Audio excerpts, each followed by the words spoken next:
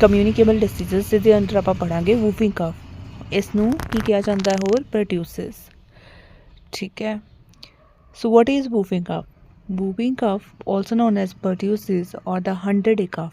ਸੋ ਇੱਕ ਹੋਰ ਗੱਲ ਇਹਨੂੰ ਪੰਜਾਬੀ 'ਚ ਆਮ ਲੋਕਾਂ ਦੀ ਭਾਸ਼ਾ ਵਿੱਚ ਕਾਲੀ ਖੰਘ ਕਹਿੰਦੇ ਆ।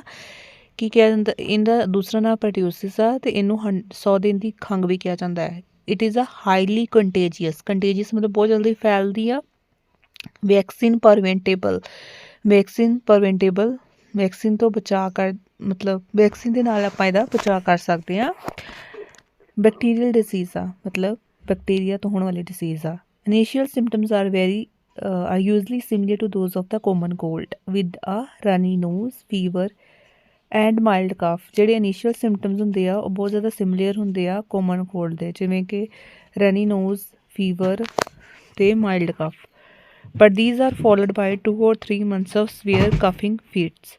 ਇਸ ਤੋਂ ਬਾਅਦ 2-3 ਮਹੀਨੇ ਸਵੇਅਰ ਖੰਘ ਹੁੰਦੀ ਆ।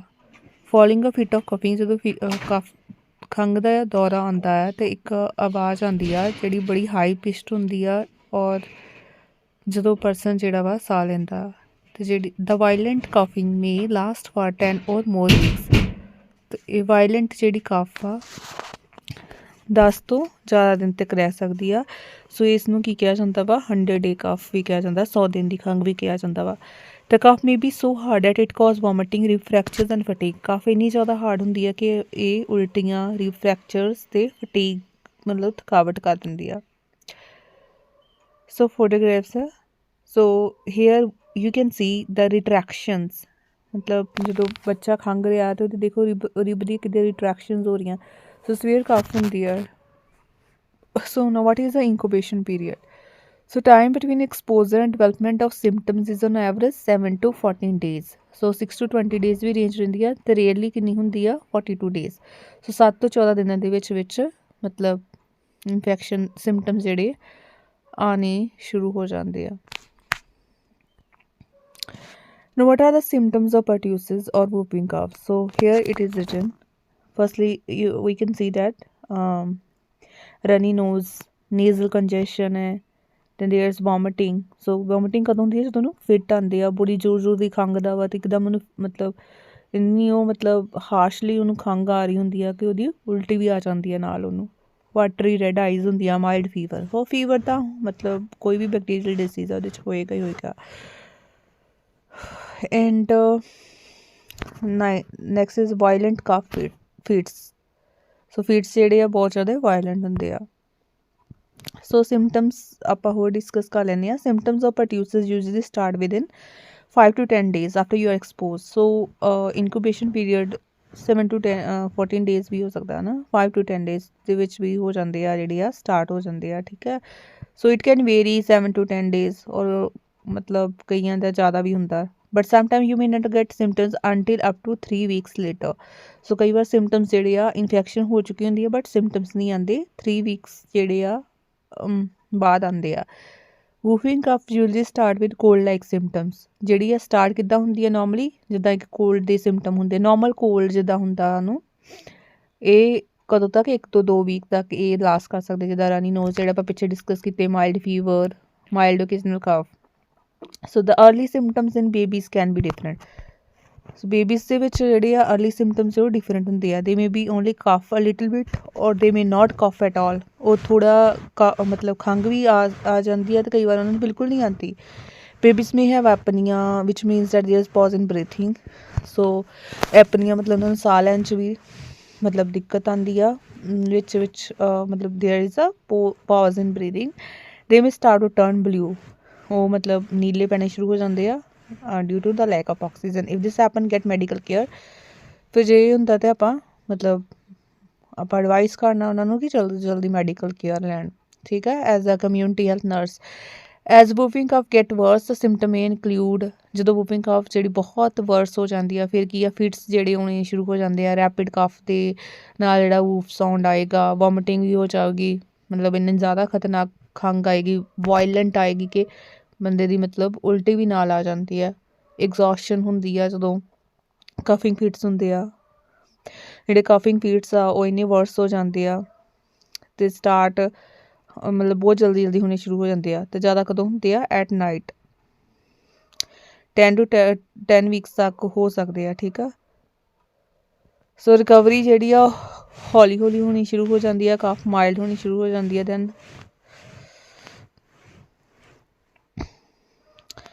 Next pathophysiology of whooping cough. So ये देख सकते हो the first step is microscopic droplets carrying Bordetella pertussis are inhaled मतलब जो बैक्टीरिया वा वो इनहेल किया किसी भी मतलब रेस्पिरेटरी इन्फेक्शन आ ना मतलब ड्रॉपलेट इन्फेक्शन आ सो कोई भी ड्रॉपलेट आप इनहेल कर ले जेह्ड़े कंटामिनेटेड आ with bacteria. So then next step की आ bacteria hook to cell lining the throat whose hair like cilia sweep away foreign objects bacteria कित्थे कर जांदा वा किहड़ी सैल्स दे नाल अटैच हो जांदा वा जेह्ड़े सैल किनू लाइन करदे आ थ्रोट नू करदे आ। थर्ड स्टैप की आ bacteria reproduce and migrate toward ciliated cells of the lungs फिर बैक्टीरिया उत्थों की आ थ्रोट तो कित्थों माइग्रेट होना शुरू हो जाता वा ciliated cells of the lungs. Then there is fourth step bacteria releases a toxin that paralyze the cilia and kill cells. Bacteria पहला की होया बैक्टीरिया अटैच हो गया थ्रोट नू थर्ड स्टैप दे विच की होया बैक्टीरिया वो माइग्रेट होना शुरू हो गया अपनी लंग्स वाल फिर बैक्टीरिया की कर दिंदा वा टॉक्सिन रिलीज करना शुरू कर दिंदा वा ते जेह्ड़ा उन्होंने पैरालाइज कर दिंदा जेह्ड़े सैल्स लाइन करदे आ ठीक है तो उन्होंने सैल्स नू खत्म करना शुरू कर दिंदा जेह्ड़े टॉक्सिन रिलीज होए फिर फिफ्थ स्टैप दे विच जेह्ड़े टॉक्सिन रिलीज होंदे आ फिफ्थ स्टैप रिलीज होंदे आ इन द लंग्स वो स्प्रैड हो जांदे आ थ्रू आउट द बॉडी फिर उस तो बाद की हो जाता वा निमोनिया। सो ये की है पैथोफिजियोलॉजी सब तो पहला बैक्टीरिया इनहेल किया ठीक है आप फिर उस तो बाद वो कित्थों अटैच हो गया जेह्ड़े सैल लाइन करदे आ थ्रोट नू उत्थों कित्थों माइग्रेट हो गया थर्ड स्टैप दे विच वो माइग्रेट हो गया लंग्स दे विच लंग्स तो बाद बैक्टीरिया जेह्ड़ा वा उत्थे की करना शुरू कर दिंदा वा टॉक्सिन रिलीज करना शुरू कर दिंदा।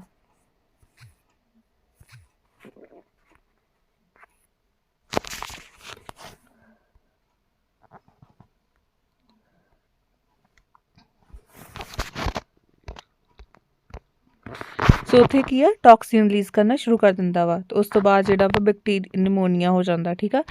सो ਇਹਦੀ वैक्सीनेशन भी आ ਜਿਹੜੀ ਆਪਾਂ करवा सकते हैं जिद्दां 1.5 मंथ ते आ ठीक आ ਉਹਦੇ ਵਿੱਚ 2.5 मंथ ते 3.5 मंथ ते पेंटावैलेंट ਜਿਹੜੀ वैक्सीन लगदी ਜਿਹਦੀ डोज 0.5 ml इंट्रामस्कुलर लगदी आ फिर 16 ਤੋਂ 24 ਮੰਥ ਵਿੱਚ ਕੀ ਲੱਗਦੀ ਆ DPT ਬੂਸਟਰ ਲੱਗਦੀ ਆ ਜਿਹੜੀ ਹੁੰਦੀ 0.5 ml ਤੇ ਉਹ ਵੀ ਇੰਟਰਾਮਸਕੂਲਰ ਲੱਗਦੀ ਆ ਫਿਰ 5 ਸਾਲ ਤੇ ਲੱਗਦੀ ਆ DPT ਬੂਸਟਰ 2 ਤੇ ਫਿਰ ਉਹ ਵੀ ਕਿੰਨੀ ਡੋਜ਼ ਕਿੰਨੀ ਹੁੰਦੀ 0.5 ml ਤੇ ਇੰਟਰਾਮਸਕੂਲਰ ਲੱਗਦੀ ਆ।